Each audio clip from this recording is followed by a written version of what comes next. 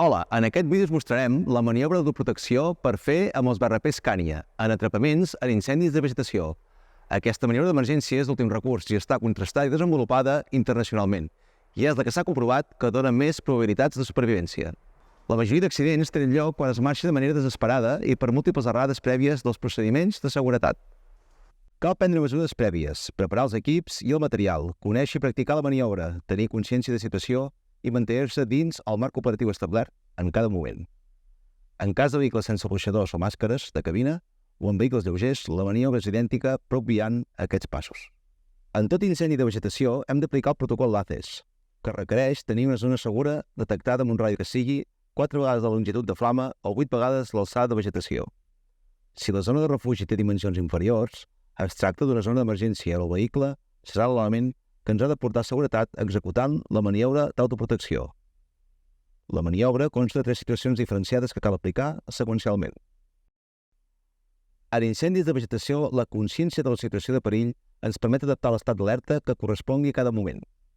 A l'inici de la guàrdia cal ser conscients de la informació que dona el RAF, les recomanacions d'actuació forestal, sobre el tipus d'incendi que podem tenir, els punts crítics, la velocitat de propagació, la longitud de flama, els factors de canvi, la distància de focus secundaris o la previsió meteorològica. Tinguem en compte que eines com el Pla d'Actuació d'Incendi, PAI, el Field Maps o els grups corporatius de missatgeria ajuden a la consciència de situació, per quan siguem dins de l'incendi i ens permeten anticipar-nos a les situacions de risc i actuar amb més seguretat. Durant el trajecte cap a l'incendi podem consultar els grups de missatgeria corporatius per trobar-hi vídeos i imatges de com estan cremant els incendis de vegetació.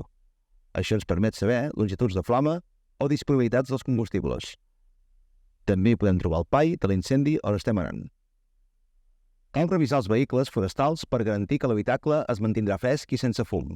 Hem de comprovar que les portes i finestres tanquin correctament, que l'aire condicionat i la recirculació interior funcionin i que podem tancar les entrades d'aire exterior. També cal verificar el funcionament correcte dels ruixadors de cabina. Durant la campanya forestal cal fer-ho com a mínim un cop per setmana. Finalment, s'ha de comprovar que el vehicle té tota la dotació d'eines i recursos en bon estat de funcionament, especialment les llances, la pressió d'ampolla zero i les màscares. En aquest punt hi ha 4 accions principals a la nostra acció. En primer lloc, hem de reconèixer en tot moment el posicionament de la UBI respecte al foc, posicionament cartogràfic, ortofotomapa, reconèixer topònims, etc. També hem de reconèixer els paràmetres de comportament del foc, longitud de flama, velocitat, focus secundaris, meteorologia, etc.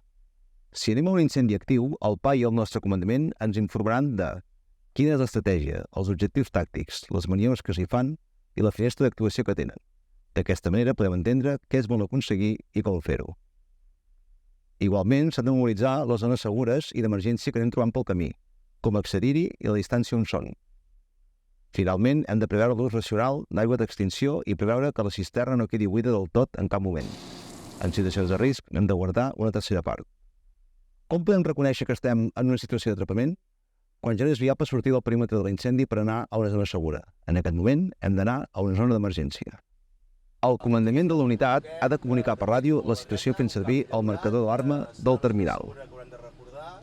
Cal anar a una zona d'emergència ja identificada o buscar un lloc al màxim d'ample i amb el mínim de vegetació possible. Cal aturar el vehicle amb la part de la cabina més pròxima a la zona amb més pendent i deixar espai entre la cisterna i l'autobús perquè el personal s'hi pugui refugiar si s'ha de baixar del vehicle. És la zona d'ombra. La part del motor i la cabina han de quedar al costat més allunyat del foc, entre 45 i 60 graus respecte a la direcció de l'incendi, i tancarem les entrades d'aire externes. Preparem la zona i el vehicle per afrontar la fase crítica de l'atrapament. Engravem la bomba i deixem una línia de 25 pressuritzada amb llança selector de cabal. Triem la vegetació per la zona d'ombra amb eines manuals i mecàniques. Tapem els baixos del camió per evitar el pas de radiació i d'aire calent. Ens agrupem dins.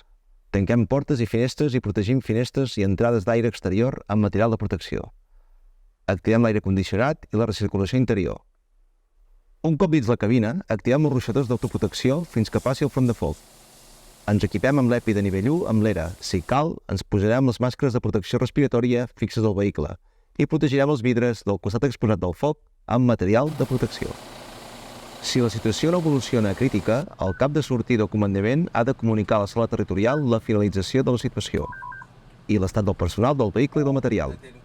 Però si el comandament identifica que la situació a la cabina es fa insostenible, haurà d'activar la comunicació d'alarma i comunicar, per ràdio, a la sala territorial el missatge codi vermell, dotacions atrapades en fase crítica. Un cop comunicada la situació a la sala territorial, caldrà regrupar la dotació fora del vehicle a la zona d'ombra. Per tant, una situació 2 pot evolucionar a una situació 3, o aquesta situació 3 pot aparèixer sobtadament. En aquest cas, la dotació potser no té prou temps per seleccionar una zona segura, òptima o un punt d'emplaçament adient. Aleshores, s'haurà de col·locar el vehicle de manera que obstaculitzi al mínim el flux d'aire calent per tal de no produir recirculacions o remolins. Si el comandament identifica que la situació a la cabina es fa insostenible, s'ha de regrupar la dotació fora de la cabina.